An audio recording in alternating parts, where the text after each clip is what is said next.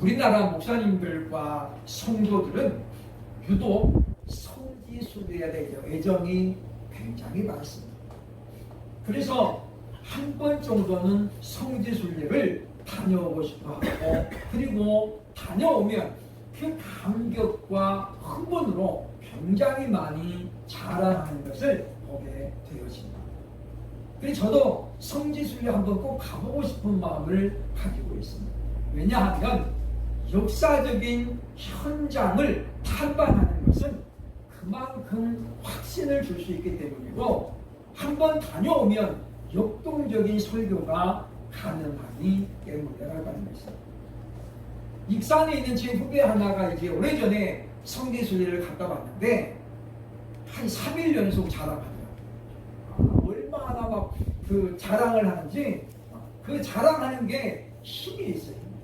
안 가본 사람은 알 수 없는 거잖아요.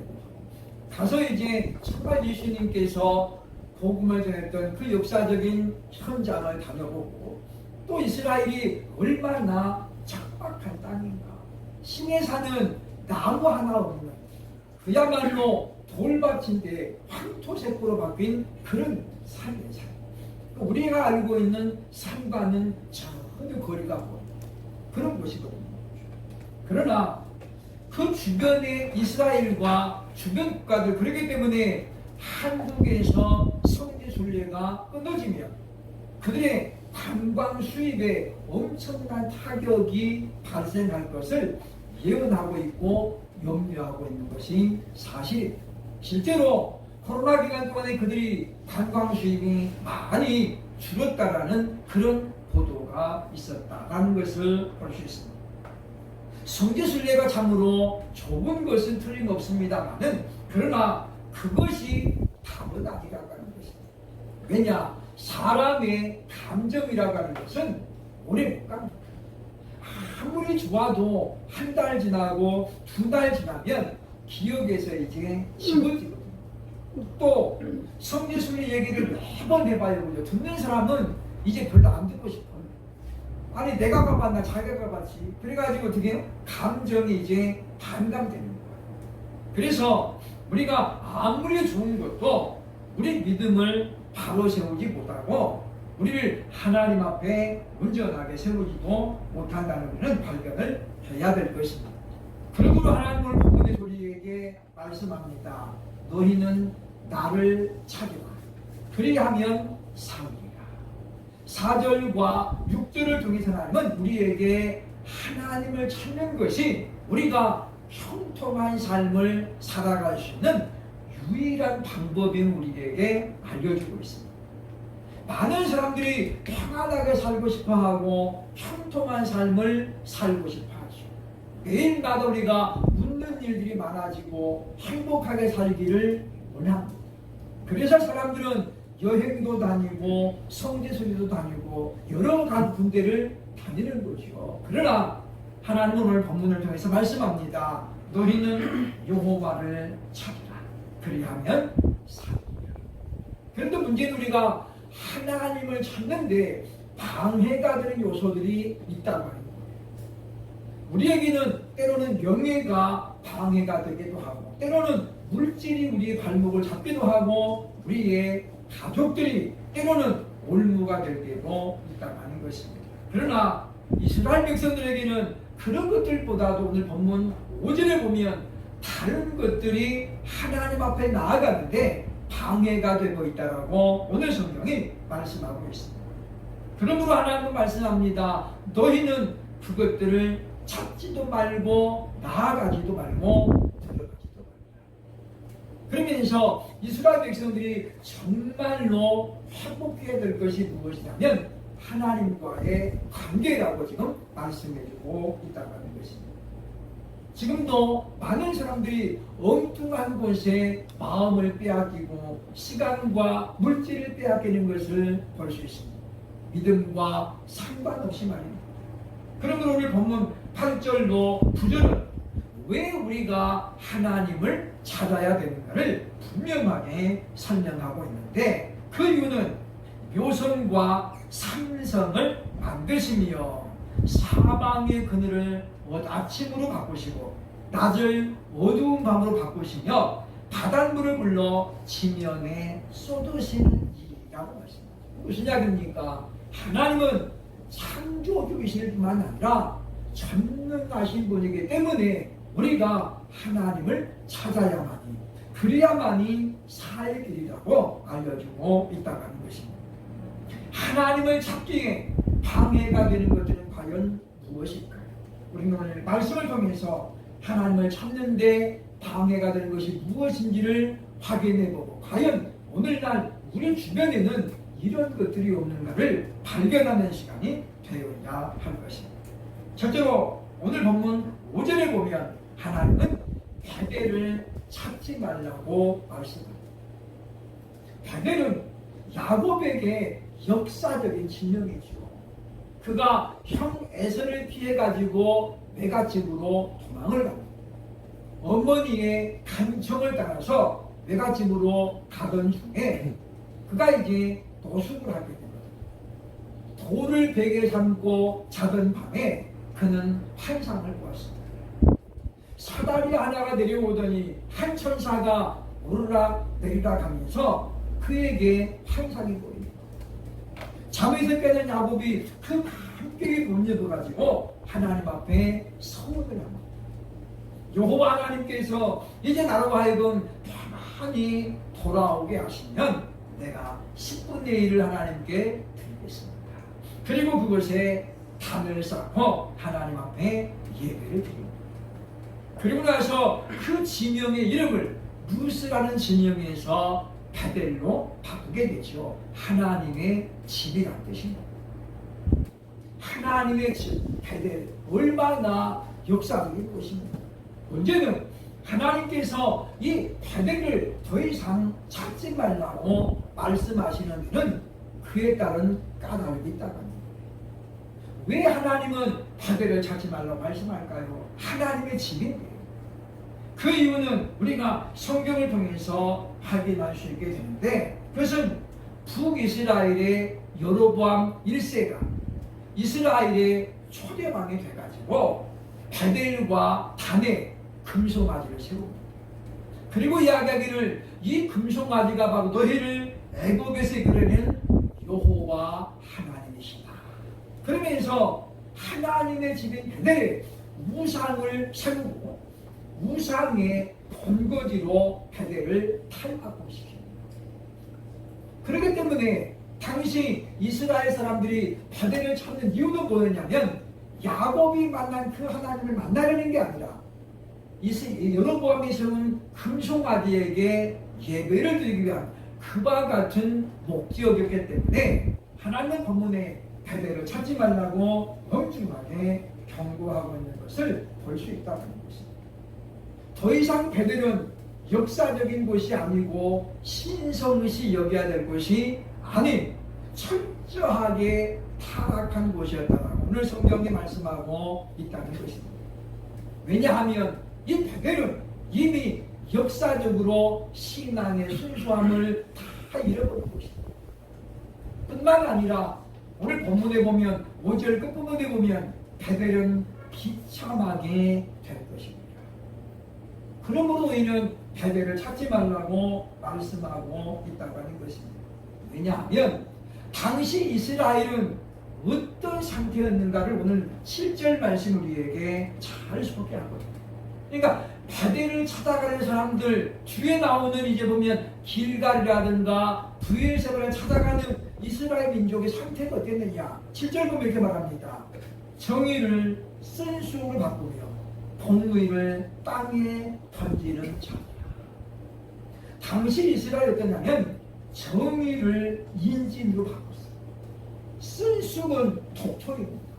요한계시록 9장에 보면 이 쓴쑥을 많이 먹으면 사망에 이르게 됩니다. 뿐만 아니라 그들은 하나님의 법은 공의를 땅에 던져버렸다. 하나님의 공의가 무엇입니까? 하나님의 말씀입니다. 하나님 말씀을 그냥 땅에 던져버리고 전혀 말씀과는 무관하게 살았다는 거예요. 그러면서 역사적인 도시인 베델을 찾아가서 하나님 우리에게 은혜를 주옵소서.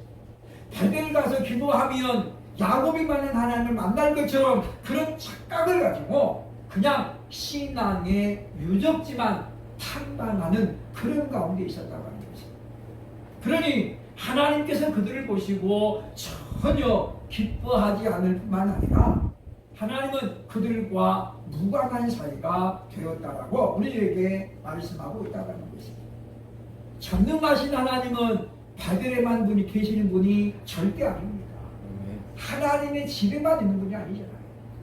전능하신 하나님은 오늘날 어느 곳에든지 존재하십니다. 왜냐하면 하나님은 그 품에 우주 만물을 품고 계시잖아요. 하나님께서 우주 만물을 품고 계시기 때문에 우리는 전부 하나님 안에 있는 거예요. 그런데 사람들은 베델에 가야만이 기도가 잘 되고 베델에 가야만이 믿음이 더 좋은 것처럼 착각하고 있었다라고 하는 것입니다. 그러므로 우리는 오늘 말씀을 기억하겠습니다. 전능하신 하나님은 지금도 나와 함께 하십니다. 하나님께서 모든 곳에 존재하고 있음으로 말미암아 더 이상 신앙의 유적지만을 찾아다니는 그런 베델을 찾는 신앙이 아니라 온 마음과 정성을 다해서 하나님을 찾는 저와 여러분 될 수 있기를 주의 이름으로 축원합니다. 둘째로 우리가 하나님을 찾아가는데 방해가 되는 것이 있습니다. 역시 5절 보면 길갈로 들어가지 말라고 말씀합니다. 왜냐하면 5절 보면 길갈은 반드시 사로잡히겠고 라고 말씀합니다. 길갈이 버려진다. 하나님이 보호하시는 길갈이 하나님 버리면 어떻게 해요? 더러워지고 그리고 잡혀갈 것이라고 말씀합니다. 길갈은 여호수아 5장 9절에 구체적으로 설명되는데 여호와께서 여호수아에게 이르시되 내가 오늘 애국의 수치를 너희에게서 떠나가게 하였다 하셨으므로 거기에 보면 그 이름이 이제 길갈로 소개됩니다. 뜻이 뭐냐면 불러가다라는 것입니다. 즉 애국에서 받았던 430년 동안의 그 모든 수치를 하나님께서 이제 불러가게 하심으로 너희들 머릿속에서 지워버렸다 그런 뜻이죠.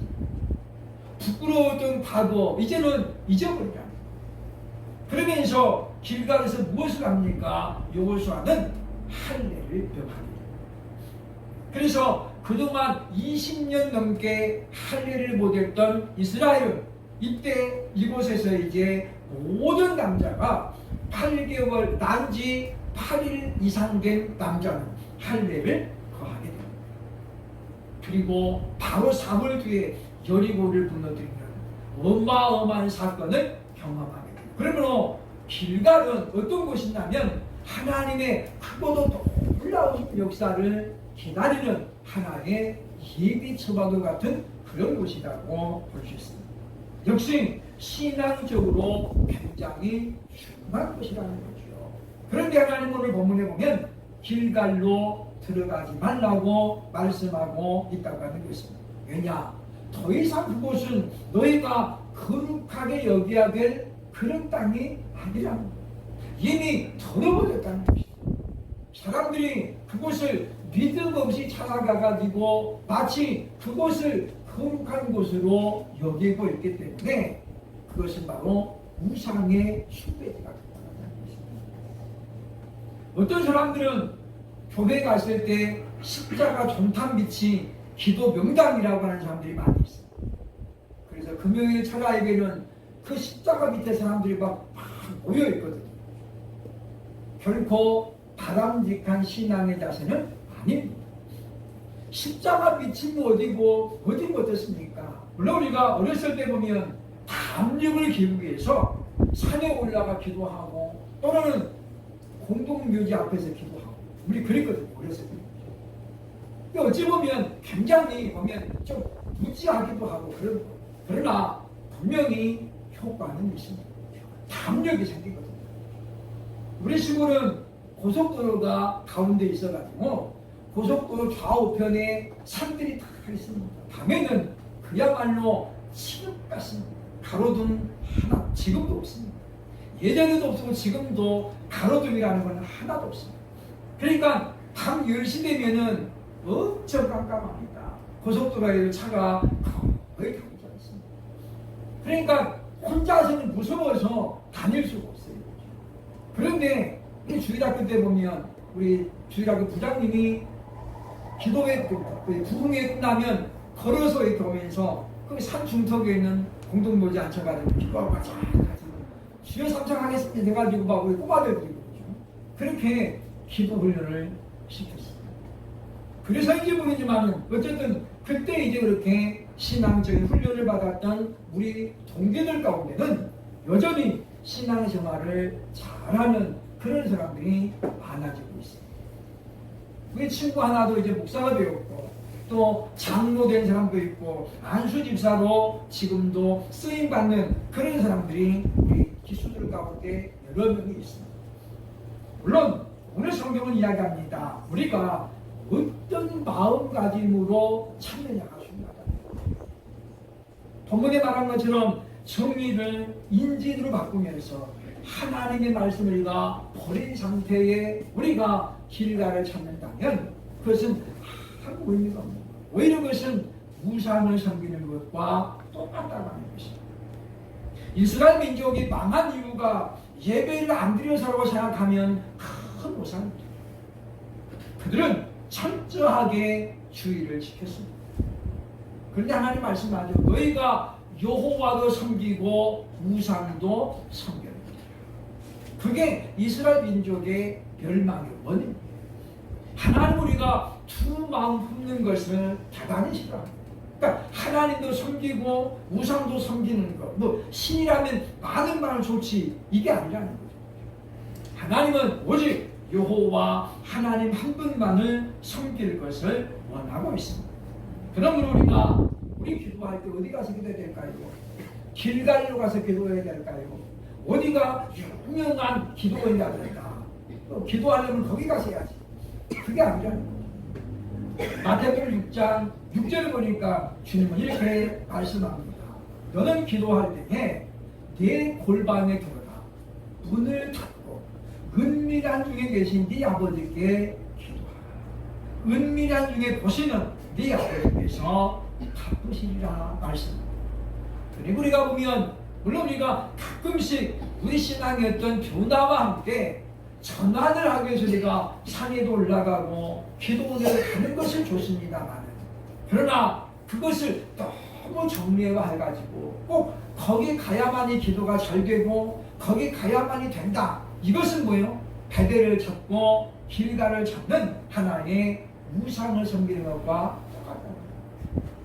주님 말씀하잖아요. 네 골방에 들어가 문을 닫고 무슨 말이에요? 남들에게 자랑하지 말라. 나는 일주일에 2번씩 기도원에 가서 하나님 앞에 기도합니다. 은밀한 중에 계신 네 아버지께 구하면 은밀한 중에 보시는 네 아버지께서 갚으시리라. 여기 본문에 들으시리라가 아니고 왜 갚으시리라고? 우리 그러잖아요, 그죠? 우리가 기도하면 하나님이 들으시리라 그래야 되는데 성경이 뭐라고 그러세요? 갚으시리라. 그게 무슨 이야기겠습니까? 당시에는 억울한 마음을 가지고 그런 마음 가지고 하나님 앞에 부르짖는 자가 많았다. 마치 계시록 6장에 나오는 순서를 하나님 우리 뒷값을 갚아주시기를 어느 때까지 하시렵니까? 하나님 어디 듣고 갚아주신다는 거죠. 억울한 일, 누명을 썼거나 가슴을 칠 일이 있으면 너희들에게 부르짖으려 내가 너희를 갚아주겠다 라는 말씀입니다.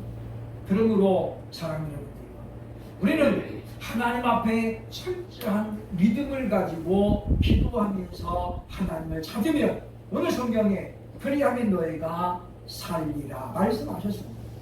우리가 어떤 특정한 장소와 개념에 칩을 칠 것이 아니라 내 마음에 성령님을 모시고 우리가 어느 곳이든 간에 기도처를 삼으면 그리고 우리가 기도하면 하나님께서 들으실 줄로 믿고 우리가 우리의 가정을 우리의 일터를 우리의 교회를 이와 같이 기도처로 삼을 수 있는 그런 복된 신령이 되어야 할 것입니다.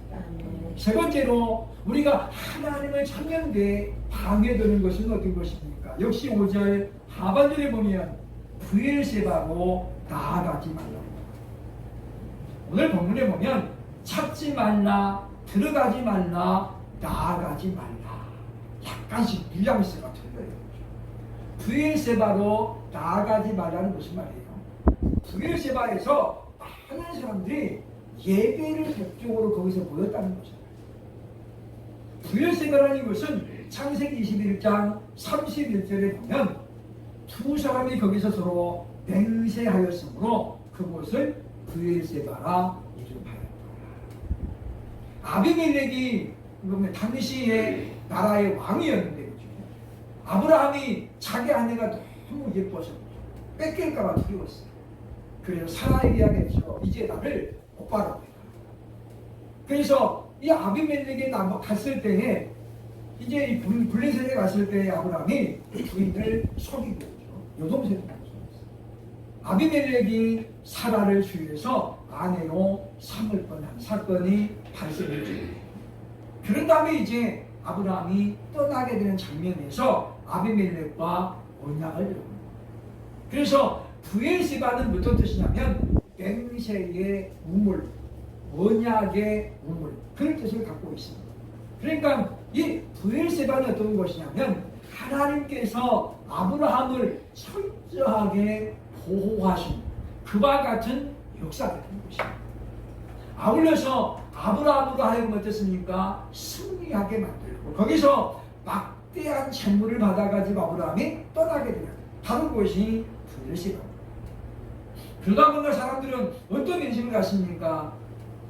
브엘세바에서 시작하는 아브라함처럼도 거부가 될 수 있다는 어떤 물질적인 꿈, 야망을 이룰 수 있다는 그런 착각을 합니다. 그래서 브엘세바에 가서 예배하면 브엘세바에서 나아가면 하나님 앞에도 아브라함처럼 이렇게 큰 복을 기대하는 사람들이 많았다라고 오늘 성경이 알려주고 있다는 것입니다. 아브라함의 숨결과 흔적을 느끼고자 많은 사람들이 그것을 찾았다는 것이죠. 그러나 이것은 분명히 착각입니다. 하나님은 아브라함에게만 그런 복을 주시는 것이 결코 아니죠. 문제는 아브라함처럼 믿지는 않으면서 아브라함이 받은 복만 탐내는 것입니다. 그러니 얼마나 어리석습니다. 하나님 앞에 의인사를 받는 사람들을 보면 그 사람들이 그냥 거저받는 게 아닙니다. 물론 하나님 우리에게 어떤 행위를 보고 주는 거예요. 그러나 은사를 받는 분들은 그 은사를 받기까지 하나님 앞에 얼마나 헌신하는지 말로 다 알 수 없습니다. 철야를 밥 먹듯이 하고 하나님 앞에 온갖 정성을 다해서 헌신합니다. 그러니까 하나님 뭐요? 너무 이쁘니까 그렇게 이쁜 짓을 하니까 뭐요? 복을 주십니다. 그래서 남들에게는 한 가지 주는 거를 그런 사람들에게는 두 가지 주기도 하고 심지어 세 가지까지 주십니다. 그리고 땅에서 매지 않게 됨으로 말미암아 그들이 하나님 앞에 부르짖는 것은 금방금방 응답도 된다라고 하는 것입니다. 그러면 우리는 이제 우리가 어떤 그런 신앙적인 도움을 통해서 내가 거기 가서 좀 시작해보자. 결코 바람직하지 않습니다. 다윗에게는 여러 명의 아들들이 있었습니다. 근데 다윗이 나이가 많음에도 불구하고 세자 책봉을 안 하는 거죠. 그러면서 왕자들 간에 다툽니다. 첫째 아들 암논이 죽고 난 다음에 압살롬이 반란을 일으킵니다. 백성들이 신임을 다 얻은 다음에 그는 헤브론으로 내려가시고 그래서 거기서 왕으로 등극을 합니다. 왜 압살롬이 헤브론으로 내려갔을까요? 그것은 아버지의 흉내입니다. 다윗이 이스라엘 왕이 될 것이냐면 어디냐면 헤브론입니다. 헤브론에서 7년 6개월 동안 왕으로 있다가 예루살렘으로 올라오잖아요. 그러니까 압살롬 역시 아버지 뒤따라하는 거예요. 야, 나도 아버지처럼 역사적인 도시 헤브론에서 왕으로 되면 아버지를 완전히 내가 몰아내고 왕이 될 것이다. 그러면 왜 헤브론일까요? 헤브론은 아브라함이 가나안에 정착해서 가장 처음으로 정착한 도시, 역사적인 도시. 가나안을 정복할 때 우리가 아는 갈렙이 모세에게 청했던 땅, 여호수아에게 요구했던 땅, 헤브론을 내게 주옵소서. 갈렙이 헤브론을 요구할 때만 하더라도 헤브론은 굉장히 낙후된 땅이었어요. 온통 돌짝밭에다가 남들이 가져가라고도 안 가져간 땅이에요. 근데 갈렙은 그곳을 요구하죠.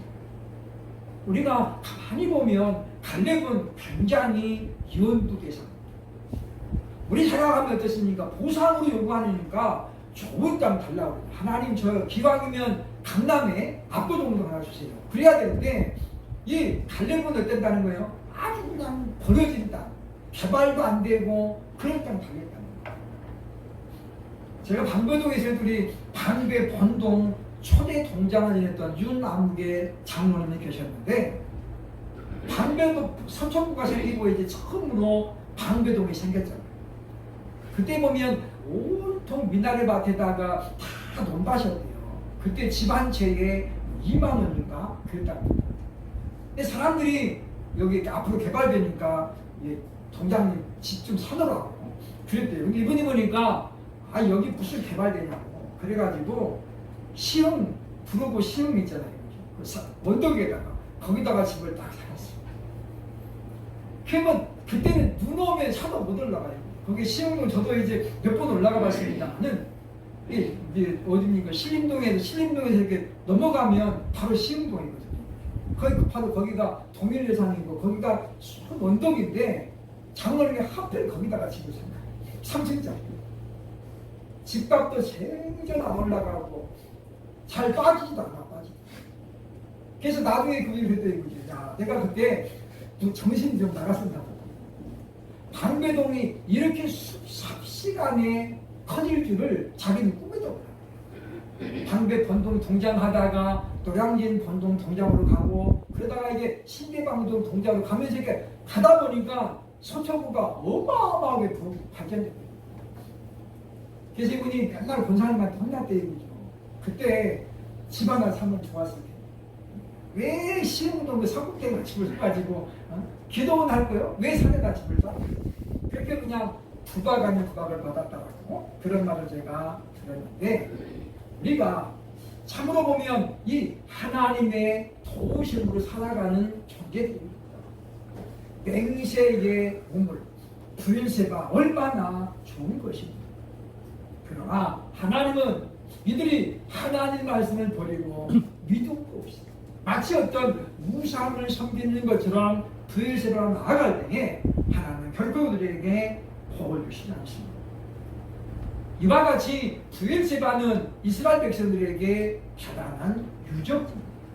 왜냐? 다윗이 인구조사를 명할 때 보면 반드시 뭐라고 하냐면 너희는 부엘세바에서 단까지 이르러 항상 이스라엘 영토를 말할 때는 남쪽으로는 부엘세바, 북쪽으로는 어디냐면 단지파가 있는 곳이에요. 이곳이 이스라엘 영토거든요. 그러니까 부엘세바는 유대 민족에게는 절대로 잊어버릴 수 없는 땅입니다. 그러나 그래야 할지라도 하나님께서 함께하지 않으면 그것은 아무 의미가 없다. 그러므로 사랑하는 분이요, 우리가 이제 말씀을 기억하면서 아모스 8장 14절에 보면 이렇게 말씀하고 있습니다. 사마리아에 죄된 우상을 두고 맹세하여를 다나 내 신들이 살아있음을 두고 맹세하노라 하거나 부엘세바가 위하는 것이 살아있음을 두고 맹세하노라는 사람은 엎드러지고 다시 일어나지 못하리라. 무슨 이야기예요? 부엘세바에 가가지고 그들이 섬기는 금송아지를 향해서 비는 자들, 너희는 결단코 넘어지고 일어나지 못한다. 왜냐? 하나님 앞에 복을 받으러 나가지만은 그 뭐예요? 마음이 잘못됐어. 본질이 잘못됐어. 하나님의 내가 너희를 치겠다는 것이다. 창조주이신 우리 하나님은 전능하신 분입니다. 그분은 심판하시는 분입니다. 담을 나주로 바꾸시고 모든 환난을 기쁨으로 바꿀 수 있는 분이 바로 우리 하나님이십니다. 그러므로 사랑하는 여러분요, 이제 우리는 더 이상 어떤 신앙의 유적지만을 내가 탐날 것이 아닙니다. 어디 가면 더 좋더라, 어떤 분이 기도받으면 더 잘 된다더라, 그는 전적으로 자기 자신에게 기도하는 사람이 아무리 능력이 있어도 내가 믿음이 없으면 그는 아무 소용없는 거예요.